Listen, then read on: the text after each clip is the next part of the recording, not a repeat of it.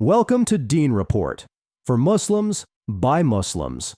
Here are your top stories of the day, what's happening, what's verified, and why it matters for Muslim communities around the world. Let's get into it.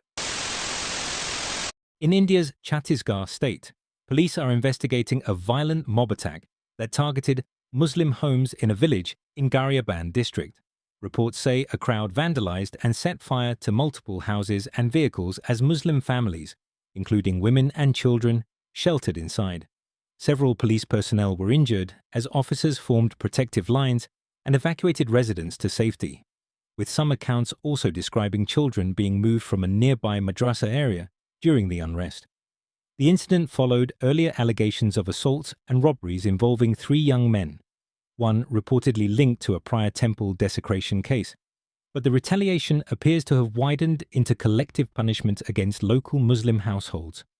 Authorities have registered cases, increased deployments, and say they are reviewing footage to identify those responsible. For Muslim communities, the key questions now are protection, accountability, and whether justice will be applied without fear or favor. For full coverage, visit DeenReport.com.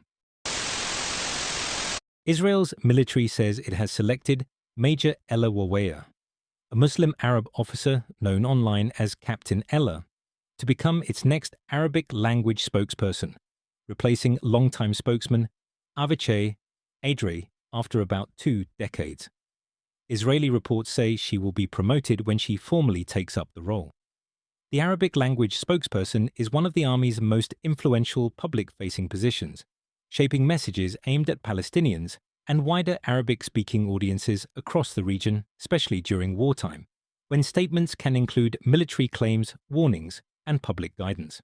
Supporters describe Waweya's appointment as a milestone for representation inside Israel's institutions.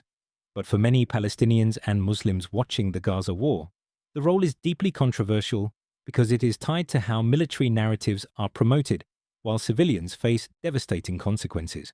The key issue now is what changes tone, language, and accountability, and how Arabic-speaking audiences respond in the weeks ahead. For full coverage, visit DeenReport.com.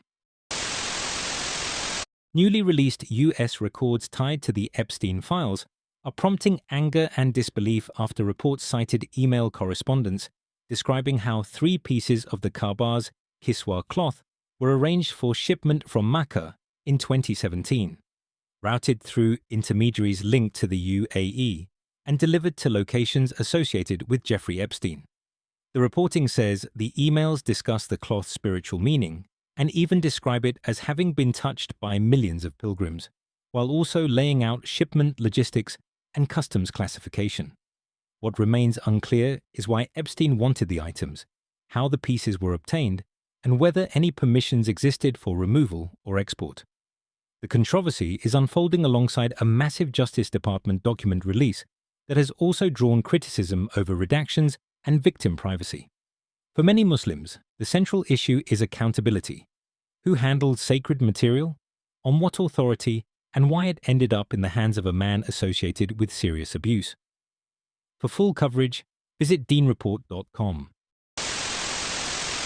Thanks for watching DeenReport. For Muslims, by Muslims. That's your top 3 stories of the day. We'll be back tomorrow with your next daily briefing. And if you want the bigger picture, join us each week for our weekly roundup, bringing together the key developments you may have missed. For full reporting,